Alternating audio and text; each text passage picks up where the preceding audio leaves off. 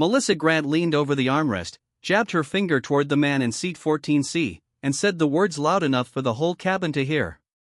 "Get that kid off my plane. Now." Every head turned. A little girl in a purple coat froze mid-sentence, her stuffed rabbit clutched to her chest, tears already welling in her eyes. Her father didn't raise his voice. He didn't stand up.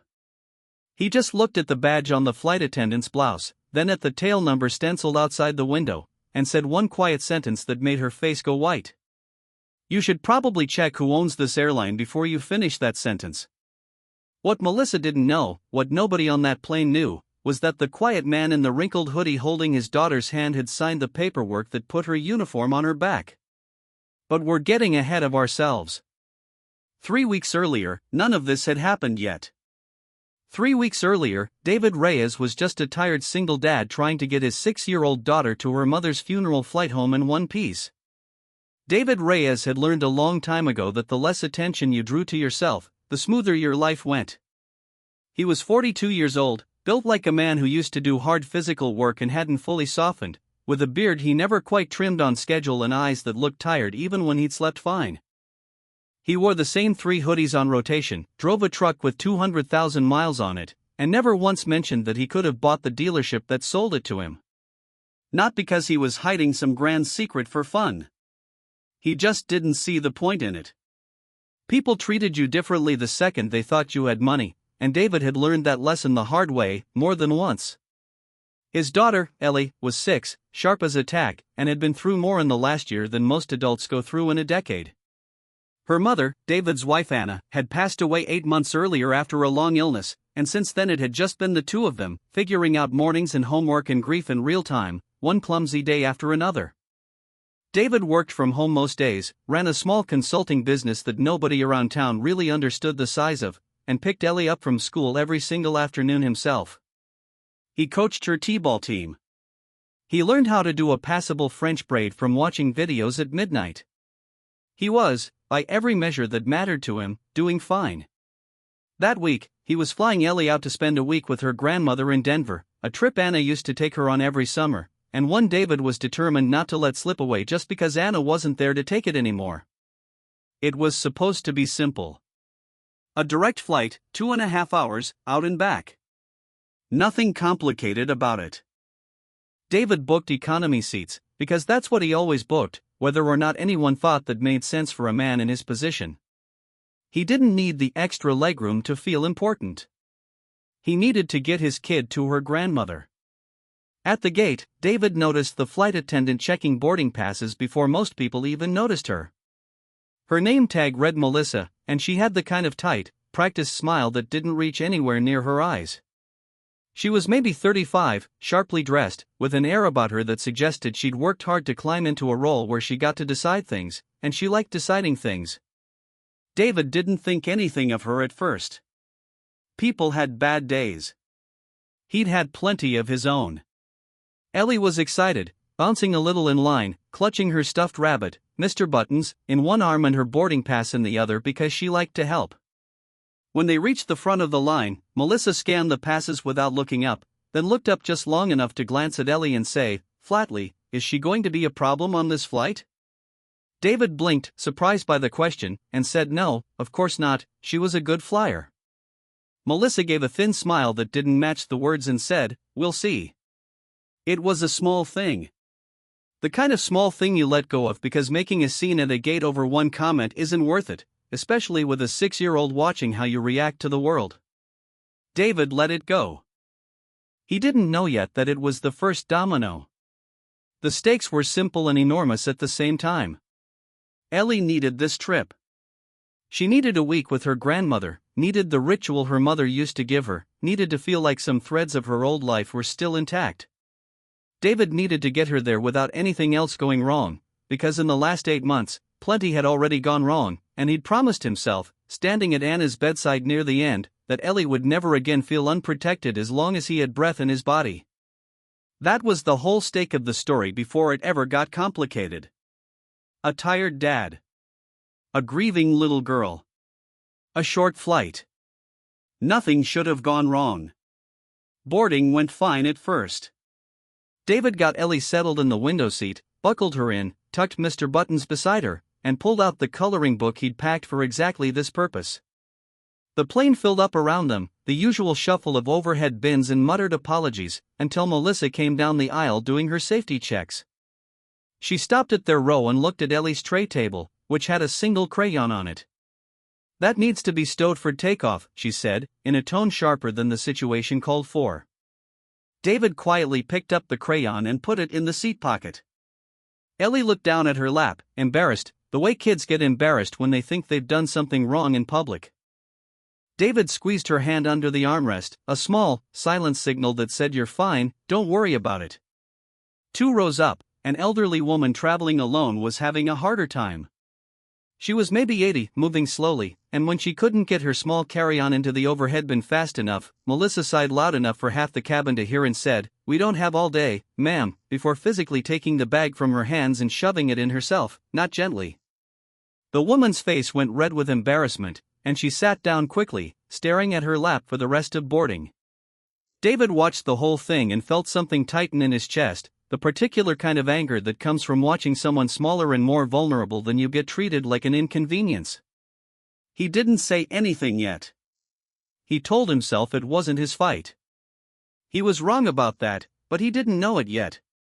Once the plane leveled off, Ellie asked for the bathroom, and David walked her up the aisle, holding her hand the whole way. On the way back, Melissa stopped them near the galley and said, loudly enough for nearby rows to hear, "Kids really shouldn't be walking the aisle during service, you know." David said, evenly, that he understood, but the plane wasn't currently in service, the cart wasn't even out yet. Melissa's jaw tightened. "I'm just trying to keep things running smoothly," she said, in the tone of someone who believed she was owed gratitude for stating the obvious. David nodded and walked Ellie back to her seat without another word, but he noticed the way 2 other flight attendants exchanged a glance behind Melissa's back, a look that said this happens all the time. That was the second incident. Small, deniable, easy to write off as a stressed employee having a rough day. But David had learned, over years of watching people in positions of small power, that the way someone treats a child or an elderly stranger tells you more about them than almost anything else they might say about themselves. The third incident came about 40 minutes into the flight, during beverage service. Melissa reached David and Ellie's row and asked what they wanted. David asked for a water and an apple juice for Ellie. Melissa poured the water, but when she got to the juice, she said, without looking at Ellie, "We're actually low on juice, that's for the first-class cabin," even though David could see, clearly, 3 more cans of the same juice sitting in her cart. Ellie's face fell, the particular quiet disappointment of a 6-year-old who has learned not to make a fuss when adults tell her no. David kept his voice level and simply said, "I saw the cans right there. It's fine, just give her one, please." Melissa's smile went thin and brittle, but she poured it, sloshing a little onto the tray, not quite an accident, not quite deliberate enough to call out directly. She moved on without another word. It was the 4th incident that turned the whole cabin's attention toward their row, and it started because of the elderly woman 2 rows up, the one who'd struggled with her bag earlier. Her name, David would later learn, was Dorothy, and she was flying to see her son for the first time in 3 years. Somewhere over the flight, Dorothy accidentally knocked over her water cup, a small spill, nothing dramatic, the kind of thing that happens on every flight to every human being who has ever held a plastic cup on a moving vehicle.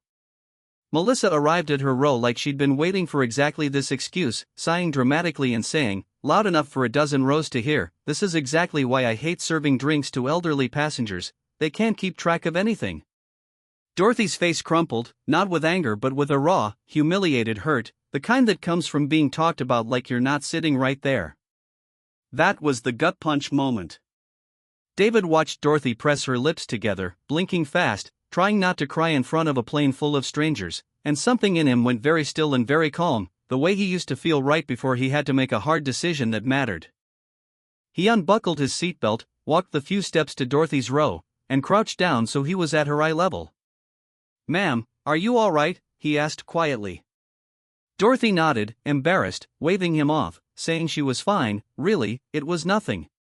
David handed her his own unused napkin from his tray, helped mop up the spill himself, and said, gently, "For what it's worth, that spill wasn't your fault, and you didn't deserve to be spoken to like that." Dorothy looked up at him with wet eyes and something like gratitude, and a few passengers nearby nodded along, quiet solidarity rippling through the cabin. Melissa, standing a few feet away, looked furious at being quietly corrected in front of her own passengers. "Sir, I need you to return to your seat," she said, her voice clipped. David straightened up slowly, unhurried, and said, "I will. I just wanted to make sure she was okay." There was nothing in his tone that was aggressive or confrontational. But something in the calm, unbothered way he carried himself, like a man who was used to handling situations far more complicated than a spilled cup of water, made Melissa hesitate for just a second before she turned and walked away. It was a small thing, a flicker, but the passenger sitting across the aisle noticed it too, and later would describe it as the moment David stopped looking like just some dad and started looking like someone. That was the first quiet clue. Not a reveal, just a flicker of something underneath the surface, something in the way he held himself, that suggested there was more to this man than the hoodie and the tired eyes let on. The second clue came a little later, when the captain's voice crackled over the intercom, apologizing for turbulence ahead and asking everyone to return to their seats. As the plane started to shudder gently, Ellie grabbed David's arm, wide-eyed, and he leaned down and murmured something to her that the woman across the aisle happened to catch, something about how the wings were built to flex exactly like this, how turbulence was just air, nothing more, how he'd sat through far worse than this in far smaller planes. Ellie relaxed almost instantly, nodding like she trusted every word of it completely. The woman across the aisle filed that away without quite knowing why it mattered. A dad who talked about turbulence like he had personal, technical experience with far smaller planes. The third and final incident, the one that finally broke things open, happened near the end of the flight. Ellie, worn out and overstimulated from the day, started crying softly, not a tantrum, just the exhausted, overwhelmed crying of a 6-year-old who missed her mother and was tired of holding it together in public. David wrapped an arm around her, spoke low and steady, trying to calm her down the way he'd done 100 times in the last 8 months. It wasn't loud. It wasn't disruptive. But Melissa marched down the aisle like she'd been given a personal mandate, stopped at their row, and said the words that would end her career before the day was over. "Get that kid off my plane." Now, she snapped, loud enough that the entire cabin turned to look. "I don't care what's wrong with her, I am not doing this for the rest of the flight." The cabin went dead silent. Ellie froze mid-cry, humiliated, her small hands gripping Mr. Buttons like a life raft. David felt something in his chest go cold and very, very controlled, the specific stillness of a man who has been patient through 3 warnings and just watched someone cross a line that could not be uncrossed. He didn't raise his voice. He looked at Melissa's name tag, then glanced out the window at the tail number, then back at her face. "You should probably check who owns this airline before you finish that sentence," he said, quietly enough that only the nearby rows caught the exact words, but clearly enough that Melissa's face went through 3 visible stages: confusion, disbelief, and then the first flush of real fear. "Excuse me," she said, though her voice had lost most of its earlier bite. David reached into his jacket, the same worn jacket he'd worn all day, and pulled out a slim leather card holder. He handed her a single business card. Melissa took it like it might be contagious, glanced down, and her face drained of color entirely. The card read, "David Reyes, Managing Partner, Holloway Aviation Holdings." Holloway Aviation Holdings was the parent company that had acquired a 60% controlling stake in the regional airline 18 months earlier, a fact that had been in trade publications and industry newsletters but never made front-page news, because David had specifically requested that his name be kept off press releases. He wasn't the kind of owner who wanted his face on anything. He preferred to sit quietly in board meetings, ask sharp questions, and let the operational teams run things day to day. Most frontline staff had no idea what he looked like. Most frontline staff, until this exact moment, had no reason to. "You're David Reyes," Melissa said, the name clearly registering from some onboarding memo or all-staff email she'd half-read months ago and forgotten.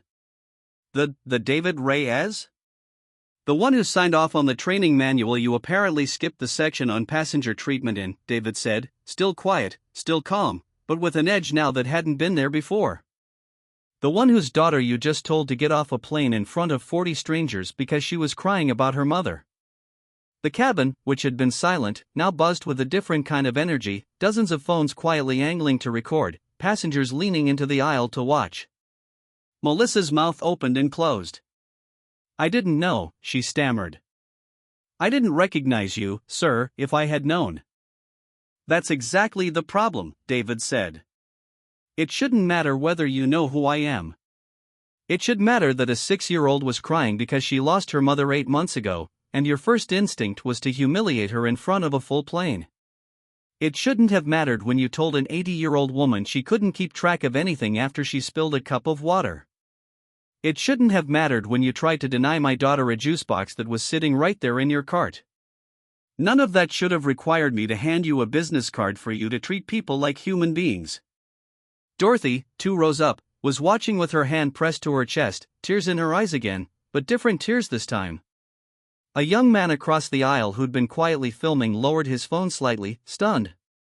Melissa stood frozen in the aisle, her earlier confidence completely evaporated, replaced by the particular panic of someone realizing the ground beneath her has just disappeared.